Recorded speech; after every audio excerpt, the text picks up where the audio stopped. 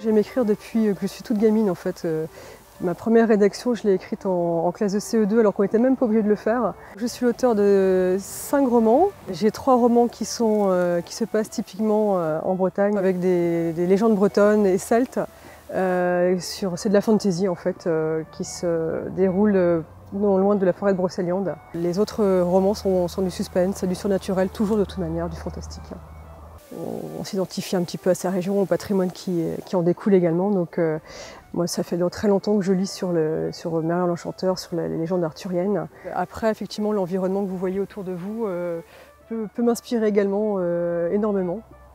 Parce que dans mes livres, ça se passe, notamment Les Enfants de Nana, ça se passe beaucoup en forêt.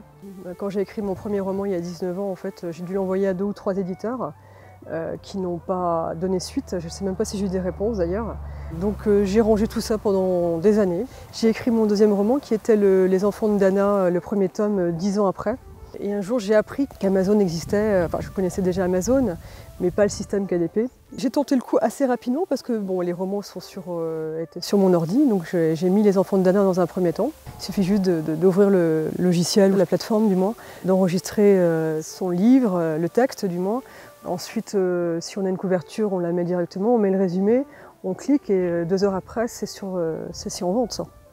Donc c'est extrêmement simple, même pour quelqu'un qui n'y connaît rien comme moi à la base et qui n'était pas du tout branché technologie. Là dernièrement, pour mon 3e tome et dernier tome des Enfants de Dana, j'ai demandé un petit peu d'aide parce que c'est vrai que comme je l'ai commencé il y a une dizaine d'années, le premier tome, j'ai un peu peur de me perdre et je me suis dit tiens, mes lecteurs pourront je vais peut-être réussir à trouver quelques bêta-lecteurs pour m'aider.